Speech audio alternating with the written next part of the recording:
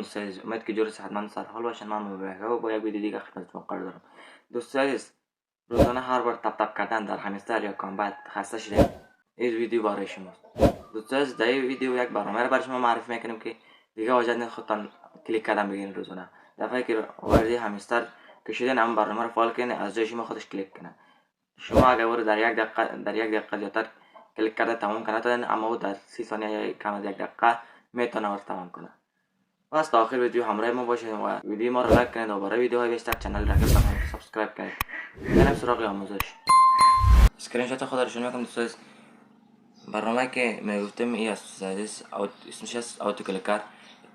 لینک دانلودش هم در دیسکریپشن ویدیو میگذارم، میتونین از دیسکریپشن رفته لینک کپی کنین یا لینک شیر بدین، از پلی استور رفته دانلود کنین. در قدم اول وارد اوتو کلیکر میشیم به این برنامه. بعد ضربه چند تا روی هم کسی که دادم ضربه میدنیم تا صفحه دیگه بریم باشه. اینجا زبان خود انتخاب میکنیم، فارسی، هر زبانی که خودتان دوست داشتین. اینجا سیدیس شروع کنید دوستا. زمانی که تازه را فعال کردین سرعت کلیک پیش پایین است.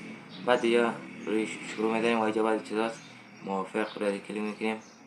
بعد اینجا دوست عزیز این برنامه را آورد اوتو کلیکر دسترسی پذیری میگه، ایره تایید که بعد را آن میکنیم و اجازه میتیم بایی. بعد از اینجا برمیگردیم.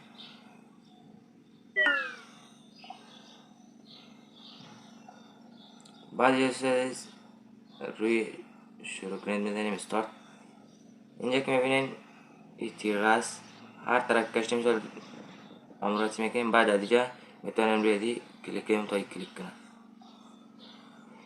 از اینجا فعالش میکنیم و بعد میبریم از اینجا وارد تلگرام خود میشیم.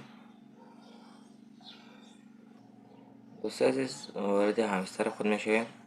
شاید شما هم مثل من قبلا قسمت چرانگشت که زورتون میشید میزدین، ولی از جای این کار این برنامه را همین اسکویکی از روی همین همستر کش میکنیم.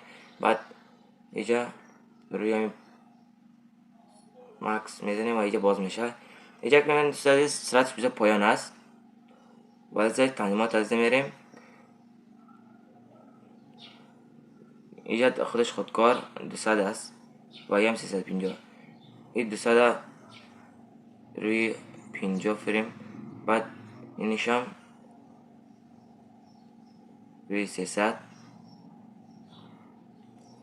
تنظیم میکنیم.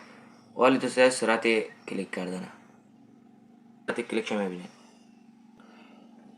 دوست عزیز ای بود ویدیو ما. اگر از ویدیو ما خوشتون آمد حتما ویدیو ما رو لایک کنید و برای ویدیوهای بیشتر چنل رحلت طرفان را سابسکرایب کنید تا ویدیوهای دیگر خدا یار مددگارتان باشد.